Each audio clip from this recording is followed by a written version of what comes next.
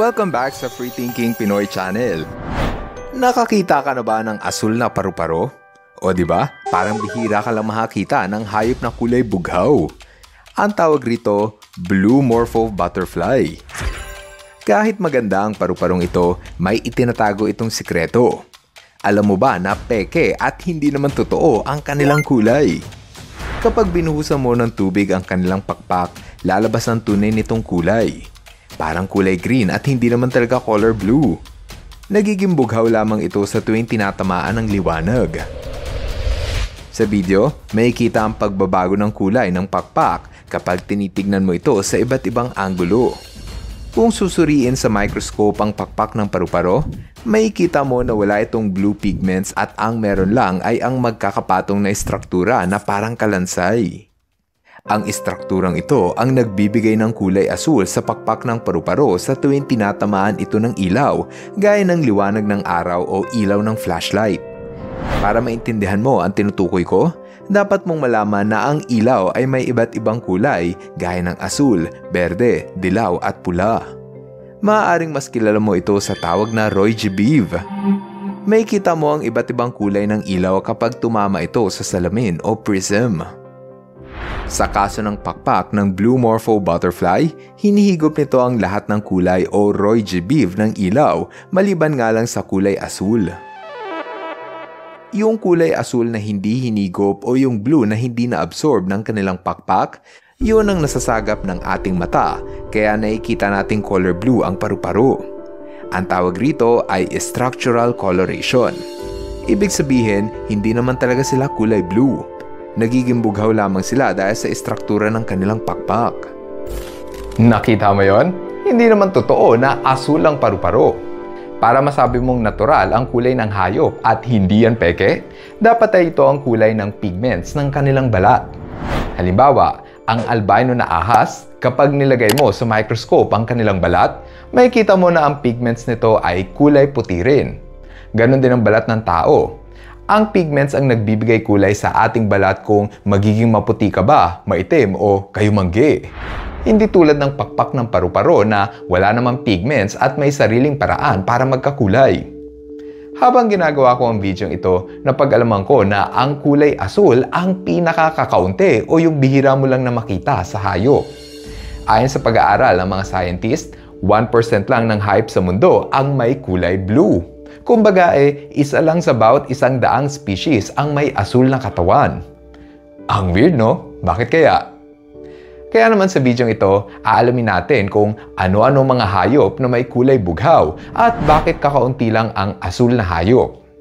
Pero bago tayo magpatuloy, dapat nyo munang pindutin ang subscribe button para palagi kayong updated sa mga bagong upload na videos. Diba? Kahit saan ka pa tumingin, nababalot sa asul ang ating mundo. Kulay blue ang dagat, kulay blue ang kalangitan. Pero, bakit kakaunti lang ang asul na hayop? Diba? Walang blue na pusa, walang blue na paniki, walang blue na squirrel, walang blue na aso, at maski ang pinakamalaking hayop na blue whale ay hindi naman talaga kulay blue. Kaya, bakit ganon? Bakit parang halos walang hayop ang may kulay asul? Nag-search ako sa Google at nahanap ko ang pinakamagandang sagot. Ang sagot, ang pagkakaroon ng kulay blue ay energetically expensive. Ibig sabihin, kailangan ng hayop ng mas maraming kainin para manatiling asul. Kumbaga kailangan ng maraming energy ang hayop para lumabas ang color blue sa kanilang balat.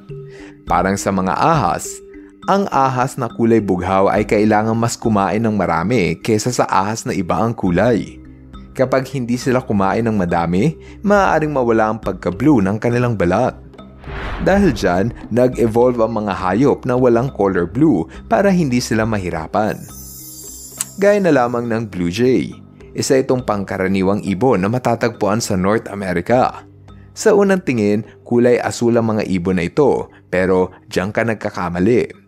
Kapag kinuha mo ang balahibo nito at tinapat sa araw, nagiging kulay brown ito dahil hindi naman talaga ito kulay bughaw. Ang balahibo kasi ng blue jay ay nagtataglay ng light scattering microscopic beads na kapag tinamaan ng ilaw, ang kulay asul lang ang hindi tinatanggap, kaya asul lang din ang nakikita ng ating mata.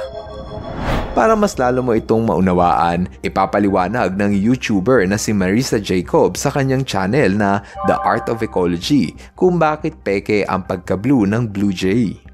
Well, due to a very flat layer of cells coating this very feather, what we actually see is when the light shines on the feather, as it is now coming through this window, we see those short wavelengths bouncing directly off of the feather into our eyes. And those short wavelengths let us see the color blue.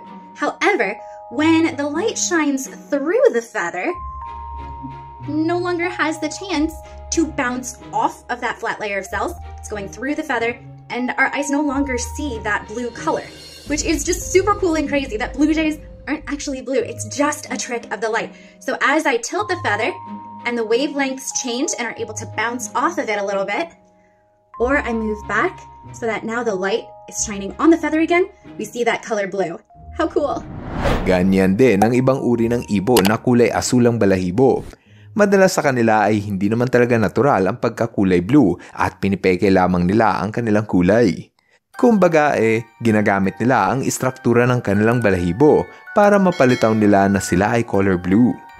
Gaya ng sabi ko, energetically expensive o kailangan nilang kumain ng madami para mapalabas nila ang natural na kulay blue. Dahil sa ayaw nilang kumain ng marami, dadayain na lamang nila ang kanilang kulay para maging blue. Dito sa ating bansa, mayroong bughaw na ibon. Ang tawag rito ay Philippine Fairy Bluebird. Isa ito sa pinakamagandang ibon kaya dapat natin itong protektahan upang hindi sila maubos. Kung tutusin, meron naman talagang ibon na natural ang pagkakulay blue. Ang halimbawa nito ay ang blue-footed booby. Hindi ito gumagamit ng structural coloration para maging asul ang kanilang mga paa. Sa halip, ang mismong pigments ng kanilang balat ang nagiging kulay bughaw. Napag-alaman kasi na nagiging asul ang kanilang balat dahil sa kemikal na carotenoid na nakukuha nila sa pagkain ng isda. Kapag sobrang blue na ang paa ng lalaking ibon, mas guwapo yun sa mata ng mga babaeng ibon. Sa lahat ng mga hayop, ang mga lizards ang may pinakamaraming species na nagtataglay ng natural na blue color. Ginagamit kasi nila ang matingkad na kulay bilang paraan ng komunikasyon. Madalas ay puro lalaking lizards ang may katawan na kulay asul. Ginagamit kasi ng mga lalaking lizards ang color blue para makatawag ng pansin sa kanilang nililigawan. Mas matingkad ang asul, mas nagugustuhan ng mga babae. Kapag natapos na ang panahon ng mating season at wala na silang ganang manligaw, unti-unting bumabalik sa color brown ang balat ng lizard. Kung minsan, may mga lizard na ginagamit ang kulay bughaw bilang panakot. Gaya na lamang ng blue-tongue skink na inilalabas ang matingkad na dila para takutin ang mga kalaban. Ganon din ang taktika ng mga blue poison dart frog. Ginagamit nila ang matingkad nilang kulay para magbigay babala na huwag silang hahawakan at baka malason ka. Sa lahat ng mga asul na hayop, ito na ata ang pinakamakamandag. Ito ang blue-ringed octopus. Sa tuwing may kalaban, ipinalalabas nila ang matingkad na kulay para maging warning na delikado sila.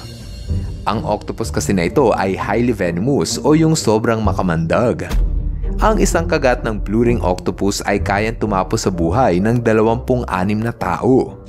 Lumalabas ang kulay asul sa balat ng octopus dahil sa pigment na chromatophore. Ang maliliit na chromatophore ang naglalabas ng asul sa balat ng pugita.